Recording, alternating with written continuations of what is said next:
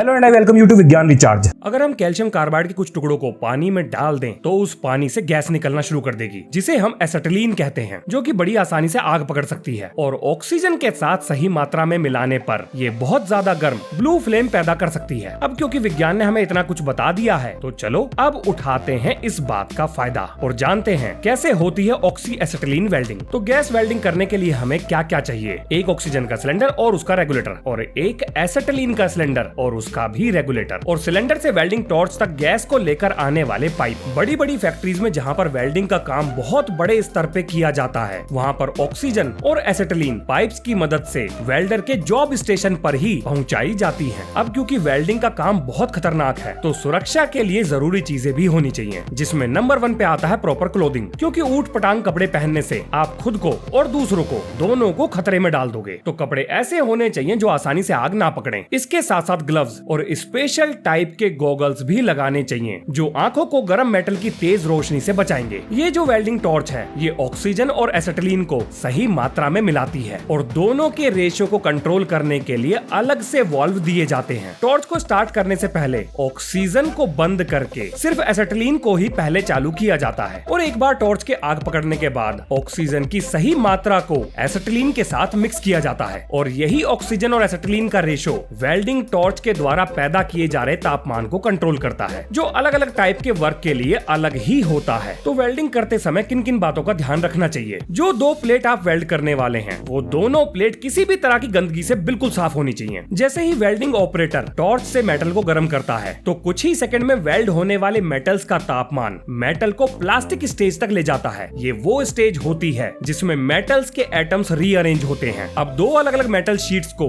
गर्म करने के बाद वेल्डिंग रोड के साथ मेल्ट करके एक सिंगल मेटल पीस में बदल दिया जाता है। अब इस तरह की वेल्डिंग तो थी बहुत आसान, क्योंकि आपकी मेटल की प्लेट बिल्कुल आपके सामने टेबल पर रखी हुई थी। लेकिन अगर आप ओवरहेड वेल्डिंग करते हैं जो कि बहुत खतरनाक है तो वहां पर टेम्परेचर का बहुत अच्छे से ध्यान रखा जाता है, क्योंकि अगर टेम्परेचर जरा सा भी ज्यादा हुआ तो पिघला हुआ मेटल ऊपर से नीचे टपक जाएगा। इतनी आसान भी नहीं है वेल्डिंग। हम ऑक्सी एसिटिलीन वेल्डिंग से मेटल्स को कट भी कर सकते हैं, लेकिन इसके लिए दूसरे तरह की टॉर्च का इस्तेमाल किया जाता है जिसमें एक एक्स्ट्रा वाल्व दिया है। तो काहे लगाया है हमने एक्स्ट्रा वाल्व? ऑक्सीजन की मात्रा को कंट्रोल करने के लिए। और क्या फायदा होगा ऑक्सीजन की मात्रा को कंट्रोल करने से? हाँ, अभी बताता हूँ। देखो, सबसे पहले तो फ्लेम की सहायता से मेटल को किया जाता है बिल्कुल गर्म, और जैसे ही वो होता है लाल हम ऑक्सीजन की सप्लाई को बढ़ा देते हैं, जिसकी वजह से फ्लेम का प्रेशर गले हुए मेटल को नीचे की तरफ धकेल देता है और धड़ाधड़ मेटल शीट काटी जाती है। चलो अब जानते हैं स्पॉट वेल्डिंग के बारे में, जिसे इलेक्ट्रिक रेजिस्टेंस वेल्डिंग भी कहते हैं। तो कहाँ इस्तेमाल होती है ये? ज्यादातर मेटल शीट्स को अलग अलग पॉइंट पर जोड़ने के लिए स्पॉट वेल्डिंग का इस्तेमाल किया जाता है। इस मशीन में दी हुई 2 कॉपर इलेक्ट्रोड्स करंट को अपने अंदर से मेटल शीट में भेजती हैं और इस मेटल शीट का रेजिस्टेंस करंट को आसानी से जाने का रास्ता नहीं देता, जिसकी वजह से तापमान बढ़ता है बहुत तेजी से और पैदा होती है जबरदस्त हीट। और उसके बाद पैर से लीवर को दबाकर दोनों इलेक्ट्रोड की मदद से प्रेशर लगाकर दोनों शीट को आपस में ज्वाइन कर दिया जाता है। ज्यादातर सारी रेजिस्टेंस वेल्डिंग इसी एक सिद्धांत के इर्द गिर्द घूमती हैं। अब बात करते हैं आर्क वेल्डिंग की, जो कि सबसे ज्यादा इस्तेमाल की जाती है। आर्क वेल्डिंग में हम लोग मेटल प्लेट को पॉजिटिव और इलेक्ट्रोड को नेगेटिव से कनेक्ट करते हैं और एक भारी भरकम केबल की सहायता से बहुत ज्यादा करंट इलेक्ट्रोड से होता हुआ एक आर्क प्रोड्यूस करता है, जिसकी वजह से इतनी ज्यादा गर्मी पैदा होती है जो इलेक्ट्रोड और मेटल दोनों को मेल्ट करना शुरू कर देती है। और इस इलेक्ट्रोड पर एक स्पेशल केमिकल लगाया जाता है ताकि पिघला हुआ मेटल ऑक्सीजन के साथ रिएक्ट ना कर सके और हमें मिले अच्छी क्वालिटी का वेल्ड। तो कौन सा है ये केमिकल? ज्यादातर केस में हम इलेक्ट्रोड के ऊपर सेलुलोज पोटेशियम का इस्तेमाल करते हैं, जो ऑक्सीजन से पिघले हुए मेटल को बचाता है। और इसके साथ साथ निकल, क्रोमियम, आयरन, कैडमियम और एल्यूमिनियम का भी इस्तेमाल किया जाता है। तो आखिर वेल्डिंग मशीन काम कैसे करती है? इस मशीन में कौन सा ट्रांसफार्मर यूज किया है? इसका वर्किंग प्रिंसिपल क्या है? कौन कौन से कंपोनेंट लगे हैं इसमें? इन सारी चीजों के ऊपर मैं अलग से एक वीडियो लाने वाला हूँ, जिसमें हम खोलेंगे वेल्डिंग मशीन के उर्जे पुर्जे और समझेंगे बारीकी से हर एक कॉन्सेप्ट को। अब देखिए, वेल्डिंग में हर बार एक ही मटेरियल को वेल्ड नहीं किया जाता, तो अलग अलग मटेरियल को वेल्ड करने के लिए अलग अलग वेल्डिंग प्रोसेस का इस्तेमाल किया जाता है। और विदेशों में जॉब पाने के लिए आपके पास एक प्रोफेशनल वेल्डर का सर्टिफिकेट भी होना चाहिए, जिसमें कुछ मेडिकल कंडीशंस भी हैं। आंखें होनी चाहिए चकाचक, दिमाग और शरीर पूरी तरह से कोऑर्डिनेशन में काम करना चाहिए और शरीर में ताकत भी होनी चाहिए। अगर ये सारी क्वालिटीज एक सर्टिफिकेट के साथ मौजूद हैं तो विदेशों में नौकरियों की कोई कमी नहीं है। देखो, इंडस्ट्री में ऐसा कोई भी काम नहीं जहाँ पर कहीं ना कहीं वेल्डिंग की जरूरत ना पड़ती हो। एयरप्लेन के ढांचे से लेकर बिल्डिंग और ब्रिज का स्ट्रक्चर, सबमरीन से लेकर शिप तक हर जगह वेल्डिंग की जरूरत पड़ती ही पड़ती है। और कमाल की बात यह है कि वेल्डिंग जॉइंट रिविट जॉइंट से